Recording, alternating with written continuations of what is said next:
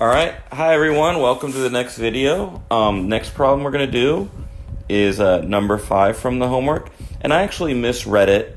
I'm going to go ahead and do the wrong one that I did just to show you guys something. But we're going to go ahead and go through it. And then we'll do the right version, the correct version. So the question states that you have a lamina occupying the part of the disk x squared plus y squared is less than or equal to 36.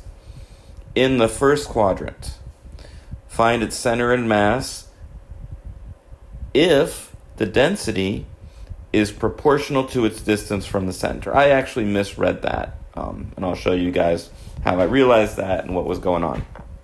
So, now on the first video I said that the center of mass is along any line of symmetry, and I should have said I should have made the statement that the density should also be uniform, or in this case, symmetric.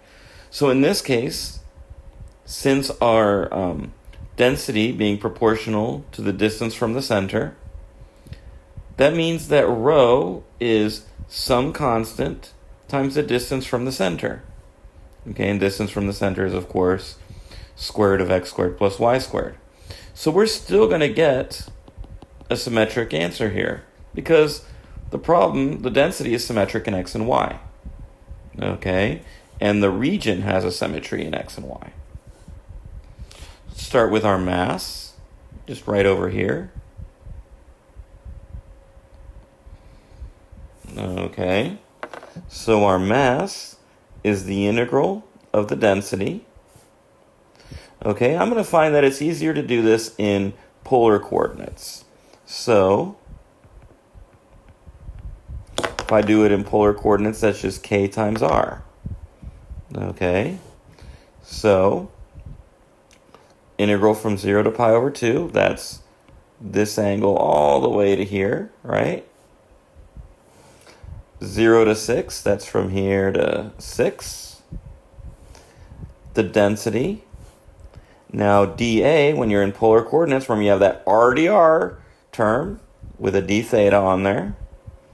Okay, so you're going to have 0 to pi over 2, 0 to 6.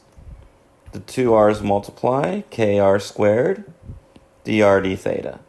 Again, that's a pretty standard integral. There's nothing crazy about it, so I'm going to let you guys integrate it. Okay, now let's go to the x bar. X bar I'm going to do over here.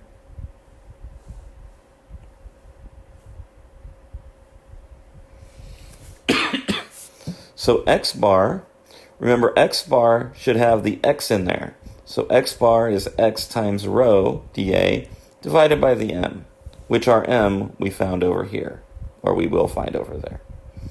Okay. X in polar coordinates, remember, is r cosine theta. Okay.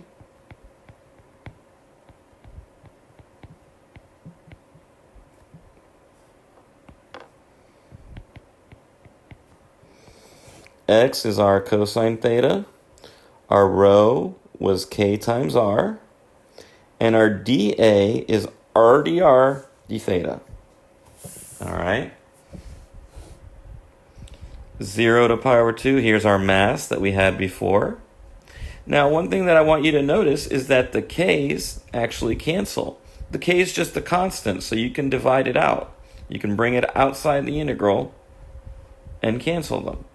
So you end up with 1, 2, 3, r cubed cosine theta dr d theta over the integral of r squared dr d theta. The r's don't cancel. You have to do these two integrals separately, okay? Because the r is inside the integral and it's a variable that you're integrating over, okay? Similarly, y cubed, basically the exact same argument, is going to be r cubed with a sine of theta now, dr d theta, over r squared dr d theta. Okay, both of these integrated over the appropriate regions.